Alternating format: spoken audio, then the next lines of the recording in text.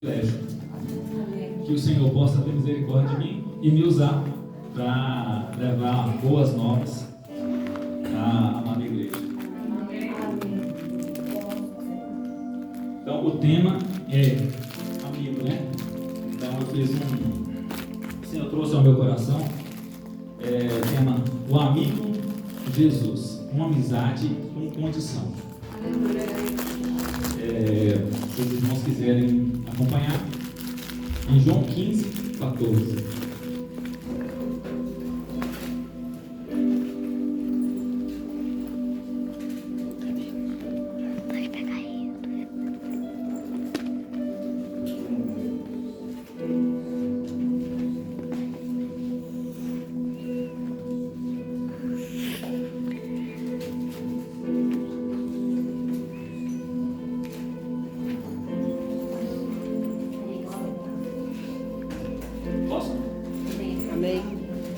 Vós sereis meus amigos se fizerdes o que eu vos mando. A amizade com Jesus tem uma condição. Ele declara algo poderoso. Podemos ser amigos dele. Ele quer isso. Mas ele estabelece uma condição, a obediência. Essa amizade não é baseada em emoção, mas em compromisso. Jesus não negocia princípios. Ele nos chama a um padrão mais alto.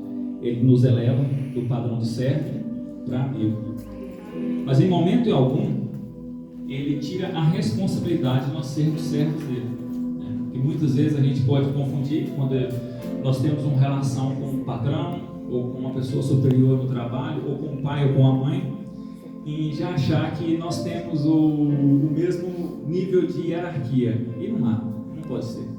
Nós sabemos que se nós tentarmos ocupar o lugar de Jesus na nossa vida do Senhor, vai dar um problema muito grande. No versículo seguinte, continua, né? Já não vos chamo de servo, mas tenho-vos chamado de amigo. Isso não diminui a nossa responsabilidade, pelo contrário, aumenta a responsabilidade. Ser amigo de Jesus é ter acesso, mas é também ter compromisso. Nós começamos a ter privilégios por sermos amigos dele, que o amigo revela coisas para o amigo. Mas e a responsabilidade? O que ele fala? Ele não sugere para a gente ir e anunciar alguma coisa, não. Ele dá uma ordenância. Vai e anuncia. Aquilo. Nós não podemos negligenciar isso e fazer de acordo com o que o nosso coração diz. Muitas vezes a gente não quer fazer, ou está com preguiça, ou arruma desculpa, mas Jeremias fala, né? O coração do homem é enganoso. Então nós temos que ser voltados pelo Espírito Santo, como o Nuno falou. É o Espírito Santo que vai nos dizer, faz isso, faz aquilo, anda desse jeito. Né? Nós temos que ter intimidade com Ele para poder entender o que Ele quer da gente. E como é que a gente consegue entender? Eu consigo entender minha esposa só de olhar. Se ela me aprova, me reprova, porque eu tenho intimidade com ela. Eu creio que todo mundo aqui é assim. E com o Espírito Santo é a mesma coisa. Nós vamos fazer o quê? Vamos estar em algum lugar e ele fala assim, olha, não quero você aqui. Mas isso é coisa da minha cabeça. Será que é coisa da cabeça? Será que é coisa da cabeça a gente não estar naquele lugar? Ele quer um amigo, igual o Nuno falou, eu não quero um amigo que me dá tapinha nas costas. Isso é bajulação, isso não é amigo. Amigo te confronta, amigo chega e fala, olha, isso não é bom para você. Não anda por esse caminho. Se o pastor não for amigo dos irmãos aqui e ele vê o irmão cair no buraco e ele deixar, ele vai estar sendo amigo, ele vai estar fazendo o papel dele. Não, ele tem que chegar e confrontar, porque o Senhor vai cobrar dele depois. É verdade. A maior prova de amizade: ninguém tem maior amor do que este, em dar sua vida pelos seus amigos. João 15, 13. Jesus provou ser nosso amigo, ele entregou a própria vida. É uma relação onde uma amizade, geralmente a amizade ela é baseada numa troca, no bom sentido, né? Você oferece uma boa companhia para alguém e a pessoa te oferece uma boa companhia, né? Mas a relação com Jesus eu acho impressionante. Ele entra com salvação, perdão, cura, libertação, ele entra com todo o benefício. A gente entra com o quê? Com imperfeição e pecado. Porque quando eu entreguei minha vida para Jesus, o que eu tinha que oferecer para ele? Eu falei assim, Jesus, olha, o que eu vou oferecer? Pelo amor de Deus, eu acho que se alguém aqui se acha algo importante demais para estar nessa relação, a pessoa tem que rever os conceitos e ler a Bíblia novamente, porque a gente só oferece imperfeição e só oferece pecado para Ele. E Ele nos aceita. E isso é o que mais me emociona nessa relação, porque o maior ser do universo é o que mais me ama e é o que mais sabe os meus defeitos, né? Deus só Jesus para poder ter tanto amor e trabalhar na minha vida, porque eu já parei de pensar sobre isso. Eu mesmo não teria perdido paciência comigo. Eu falei assim, não quero mais. Verdade? Ainda bem que eu não sou Deus, né? Que o local de Deus na minha vida é Ele, porque é Ele que vem e é Ele que trabalha em mim, é Ele que tem paciência comigo e com todos nós, porque nós não merecemos. A verdade é essa, a gente merece nem ser servo, quanto mais ser amigo de alguém tão importante. E é triste quando a gente pensa que a gente está sozinho. A gente tem o Espírito Santo morando dentro da gente, nós somos templo do Espírito Santo. Aleluia. Ele falou para a gente, olha, eu vou estar com vocês até a consumação do século. Glória a Deus. Aí, quando a gente tiver com alguma dificuldade de assistir alguma coisa na internet ou na televisão ou está em algum lugar, pensa, olha, Jesus está comigo, Ele vai gostar disso. Porque se eu assistir algo imoral, ele vai se afastar. Eu vou preferir algo imoral ou eu vou preferir a companhia dele. E essa relação tem uma condição, ele deixou claro. Ele falou, olha, se me obedecer, você é seu filho. E ele sabe muito bem o que ele está falando. Senão ele vai bagunça. Se o pastor não chegar a colocar ordem e decência na igreja e começar a gente a entrar sem camisa ou fazer de qualquer jeito, isso vira uma bagunça. Quanto mais a relacionamento com Jesus, a gente tentar entrar persuadir Ele, nós não podemos. Ele tem esse direito, Ele pode, Ele é o Criador. E por que Jesus, Ele exige uma condição, a obediência e a adoração? Eu estava refletindo sobre isso. Será que é por vaidade? Será que é por eu quero que as pessoas me adorem, me obedeçam, porque vai ser legal? Eu fiz tanta coisa e agora não. Se a gente parar para analisar sobre isso, um benefício muito grande para nós. Em Isaías 42:8 diz: eu sou o Senhor e a minha glória não darei a outro. É inegociável isso. Eu colocar as minhas vontades à frente de Deus. Ou Deus, Ele é o primeiro lugar na sua vida, ou Ele não vai ser. Ele não vai aceitar ser o segundo. Infelizmente, nós temos esse mau caratismo, vamos dar nome às coisas, de querer, né, colocar Deus para poder guiar a nossa vida, mas de vez em quando querer pegar o volante. Então, ele é um amigo de verdade. Ele chega e fala assim, olha, vou te trazer salvação, vou ir lá para o Pai, vou preparar um lugar. Olha, só coisa boa. Olha que amigo é esse. Só oferece coisa boa. Só coisa boa. E aí é só que ele fala, olha, tem que ser do meu jeito. Do meu jeito você vai chegar lá. Se você tentar do seu jeito, você não vai chegar. Não dá.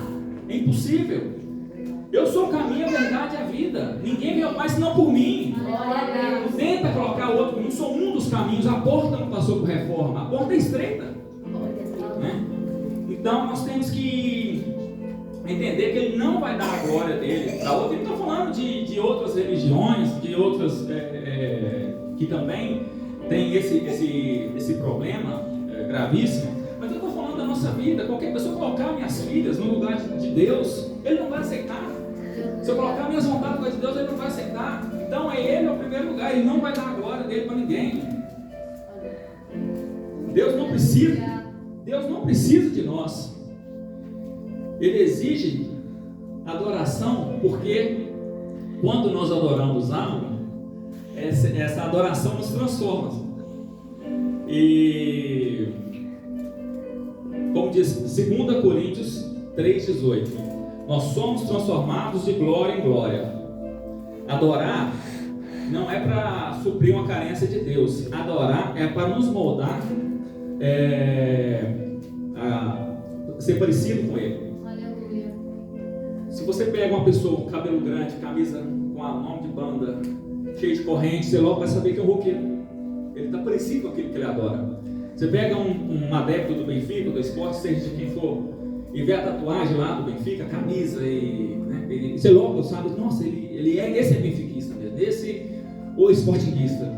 Ou seja, de qualquer lugar do mundo, isso é universal, qualquer lugar do mundo. A pessoa se torna parecida com aquilo que ela adora. Então, se nós adorarmos a Jesus, nós vamos tornar parecido com quem? A pessoa vai olhar e vai falar, olha, aquele ali é de Jesus. Aquele é de Jesus. Por quê? Eu não sei, tem algo nele. Sabe, o comportamento muda quando você adora. Aleluia. O comportamento muda. E então, Jesus é muito sábio em exigir que a gente o obedeça. Jesus é muito...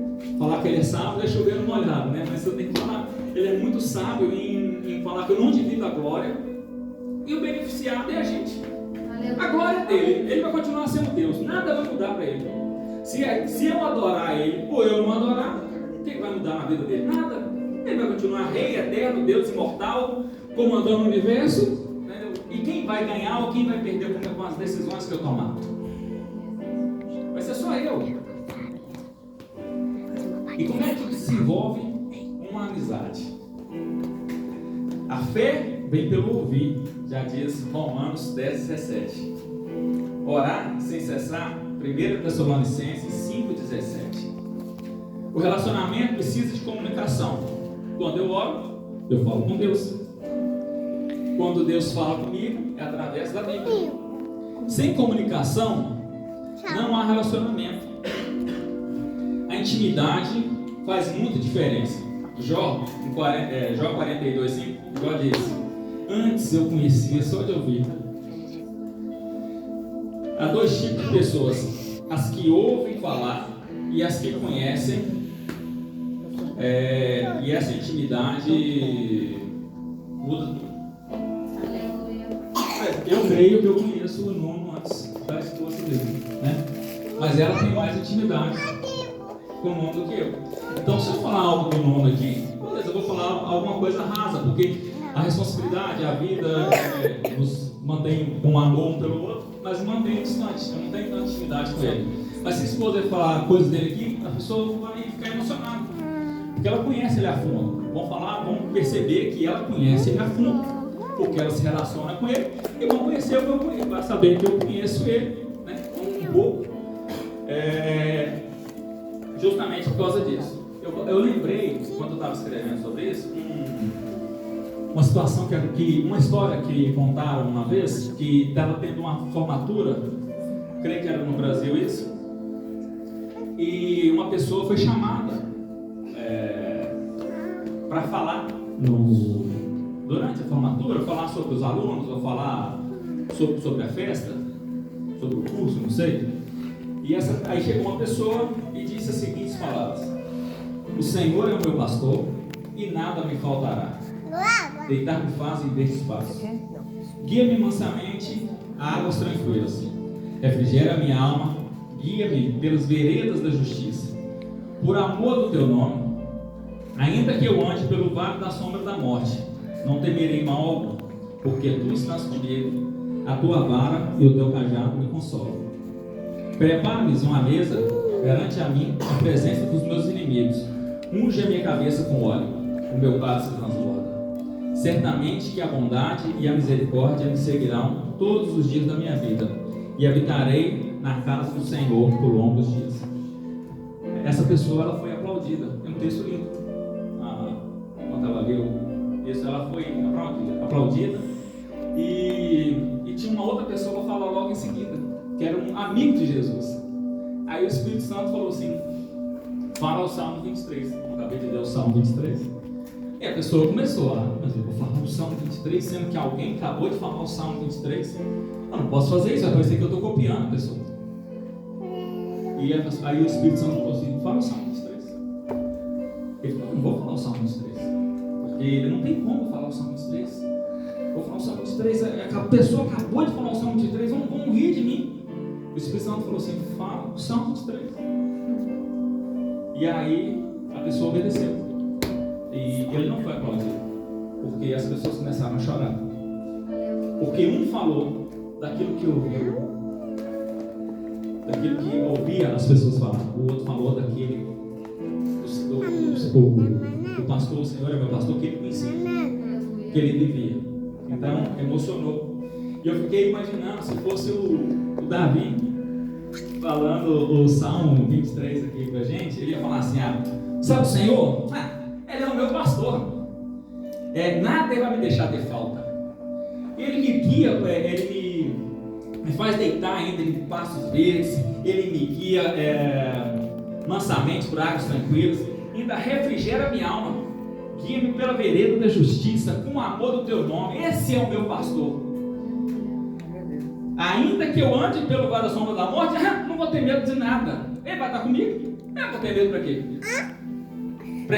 Ainda prepara uma mesa para mim na presença dos meus inimigos, ainda unge a minha cabeça com óleo, e o meu cálice se transborda. E certamente eu vou morar com ele. Então, falaria com totalmente intimidade. Da mesma maneira que a pessoa que não tem intimidade. Por que umas pessoas vão falar de Jesus, vão apresentar Jesus, você chora, seu coração parece que vai pular pela boca, tanta emoção. E você vê que aquele cara, ele dedica a vida, ele busca, ele é próximo, ele obedece. E aí o Senhor fala que amigo, ele vai revelando as coisas. E Jesus ensina como é que a gente deve lidar com os nossos amigos. Tem duas situações que Jesus agiu de maneira muito profunda, né? Ele foi muito responsável nas duas vezes. E aí eu me coloquei pensando em como eu tenho lidado com os meus amigos e como eu tenho entendido que os meus amigos têm lidado comigo. Eu sou um privilegiado, o meu melhor amigo é minha esposa. Verdade, assim, eu tenho muitos amigos, mas assim, o meu melhor amigo é ela. E como é que quando os amigos vêm confrontar a gente, ou vêm nos abraçar, ou vêm nos dar colo, como é que a gente tem entendido? Às vezes a gente pode receber uma faca, a pessoa querer vir dar colo e a gente achar que a pessoa está com pena e a gente não quer ter autopiedade e não aceita. E tem duas passagens aqui distintas que fazem parte praticamente do mesmo momento, que Jesus lida de maneira providencial, tanto um quanto a outra. Quando Jesus está revelando aos amigos que ele ia ser entregue, que ele ia sofrer, que ele ia morrer, o Pedro tentou acalmar Jesus, né? Na melhor das boas intenções, né? Mas da Bíblia não, né? Mas o ditado popular fala, né? De boa intenção, o inferno está cheio. Então, quando Pedro, em Mateus 16, isso. E no Mateus 16, 23, Jesus responde a Pedro, fala assim: para trás de mim, Satanás. Foi a resposta que Pedro para Pedro. Colocou Pedro no lugar dele. Imagina, se Jesus ele não tem aquela atitude, aquilo poderia ter causado um plano, em vez de ser um plano perfeito de Deus, poderia ter causado um plano imperfeito. E quando em Mateus 26 fala que Judas leva as pessoas, entrega Jesus, traz Jesus. E quando Judas entrega Jesus com um beijo, Jesus responde naquele momento: amigo, para que vieste? Ele fala: eu continuo sendo seu amigo. Ele dá a oportunidade de Judas repensar. Só que eu fiz uma análise sobre isso. Já pensou se fosse o contrário? Quando Pedro fosse repreender Jesus, Jesus fala assim: que é isso, amigo? Não fala assim. Aí Pedro ia falar assim: eu tenho poder sobre isso. Inconscientemente ele ia imaginar isso. Jesus ouviu nessas palavras. E Pedro ia se achar a quarta pessoa da Trindade, né? O Pai, o Filho e o Espírito Santo de Pedro. Sabe assim? E E Jesus foi enfático com ele e falou: não, reta de mim, Satanás. Para com isso. Pôs Pedro no lugar dele. E muitas vezes nós somos Pedro, tentando persuadir Jesus. Quando eu me converti, eu lembro que eu estava orando e eu falando com Deus: Deus, faz isso na minha vida, faz aquilo outro, faz assim, faz assado, não mexe nisso, mexe naquilo. E aí eu disse: Espírito Santo, você está ensinando mesmo? Você está ensinando a Deus? É a mesma coisa ensinar um fabricante a lidar com o produto que ele fabricou. Aí eu fiquei com uma vergonha e eu falei: Deus, faz do seu jeito. Sabe? E ele me deu uns puxões de orelha durante muito tempo. Me deu uma chicotada boa, até que eu melhorasse alguma coisinha. E Deus teve essa misericórdia comigo.